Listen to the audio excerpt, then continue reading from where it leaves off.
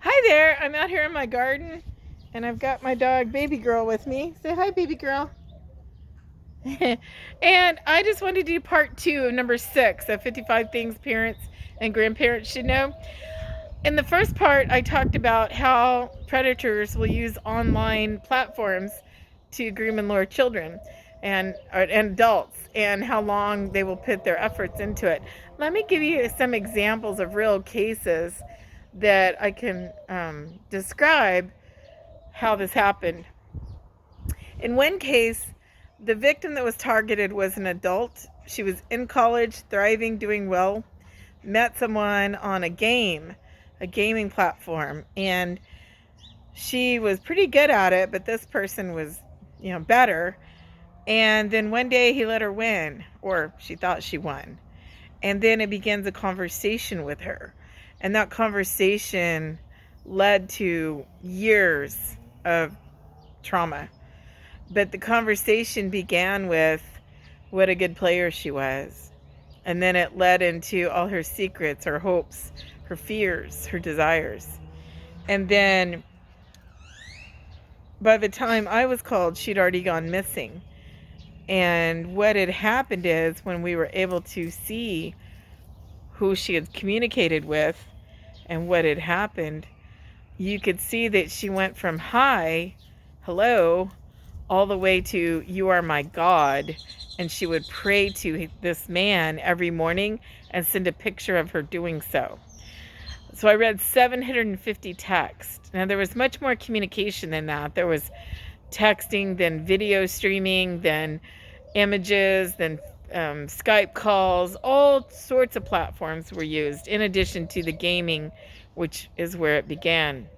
That led to her being a thriving college student on the way to medical school, to being prostituted for bondage.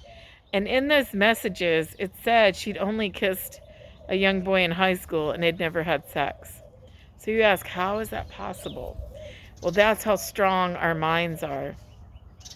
When our minds don't have all the information, much like a printed piece of paper or even a portrait or a painting, if you look really close, the lines don't go together. But when you stand back, our brains fill in the parts that we don't have, and we see a beautiful image. Well, we do that with people also, especially when we're young and inexperienced in life. And so she knew nothing about him, and he knew everything about her. But in her mind, he was the perfect person, and that's how she went missing. That's how he maneuvered her into doing things she would have never done. That's how the trauma became so bad that she had neurological symptoms. She was actually seeing a neurologist to try to figure out what was wrong with her. And he ran all these tests, and he saw signs of neurological dysfunction, but he couldn't figure out what it was. Well, of course, he didn't have knowledge of trafficking and the power of meeting someone online and the destruction that could cause. But it shows that I was fortunate to be able to read not only the messages, but all the medical reports. And oh my gosh, the neurologist could see neurological disruptions in her brain, but could not figure out what caused it. So parents, you must understand your children, minor or adult, are not equipped to come up with the powerful forces online that are targeting them. So number 6, predators will use online platforms to target your kids. They will put in the time, they will put in the effort. In this case, he'd communicated with her 18 months before he picked her up. So you have to be on top of it. When the signs and symptoms are showing, they've already been there quite a while, longer than you knew. Stay on top of it. If your kids are online, be there with them. I give you permission to spy on your young children, your adult children. Hopefully you've already got a mechanism watching them. They're not equipped to deal with this world. Until next time.